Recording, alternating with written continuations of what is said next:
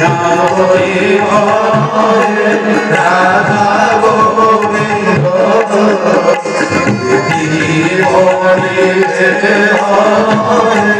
রাধা গোবিন্দ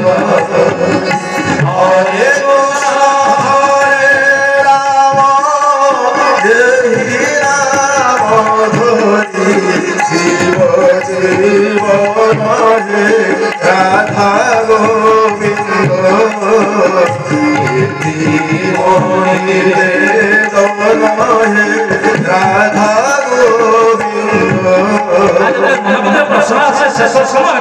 অন্ধকারে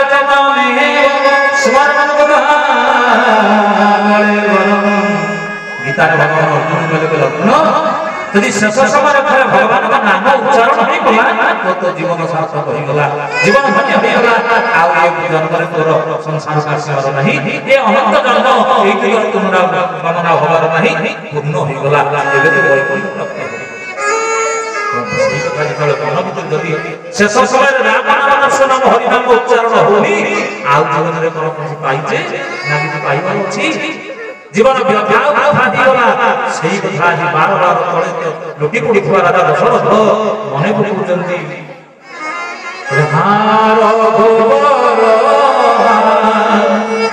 প্রাণ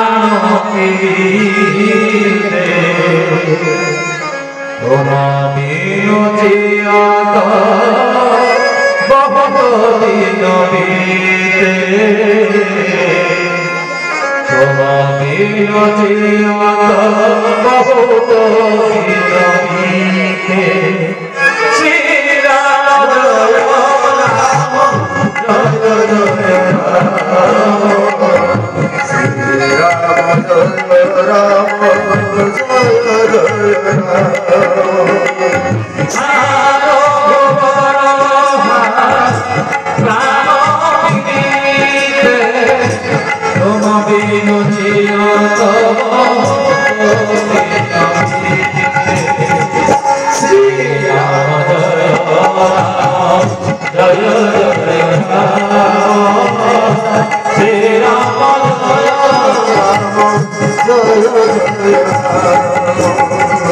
भगवान राम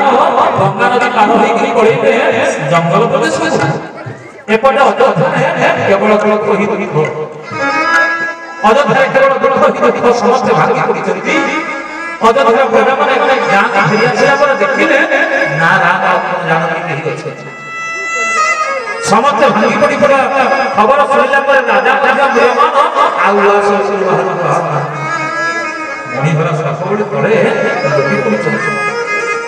बारंबार बारंबार भगवान भगवान श्री कथा को मन पकाउछथि हे राम हे अनिवत बांधव हे जगतरेश्वर परम परमात्मा कोड़े जाके मनुष्य को किंतु बुझी पाई तमे ब्रह्म जानि पाइले हे राम तमे ब्रह्म अनुभव करि पाई तमे ब्रह्म आज मो जीवन में कौन कहिला जहां मो युवक अवस्था रे करबा कथा सेटा करि पाइली आउ वार्धक्य अवस्था भोग बोली किसी हिसाब ना वार्धक्य अवस्था से पहुंच गला भगवान को अनुभव करि पाइली आउ जीवन रखिला लाभ ले दुनिया भांगी पड़ी करी अंतरात्मार सहित चित्कार करके लगिचंती सेपटे राति अगहिच सुमंत्र मंत्री से अंधार राति भितर क्षीण आग आग दर्शन सब चलती राजा दशरथ तले लुटी पड़ी कांदुचंती भगवान विरोधरे मंत्री सुमंत्र पाखरे पहुंची जहां तो घटना घटिबा कथा घटी गला आपण धैर्य रक्षा आउ आपण व्यस्त होले किछ कारण जहां तो भवितव्यर न्याय नहीं किया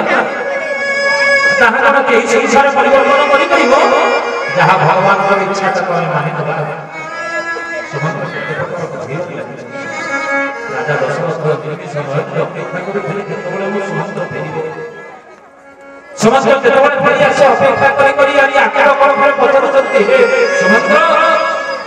तोते कहि ना अयोध्या 3 जन को रथरे बसी बसी नहीं जाई समस्त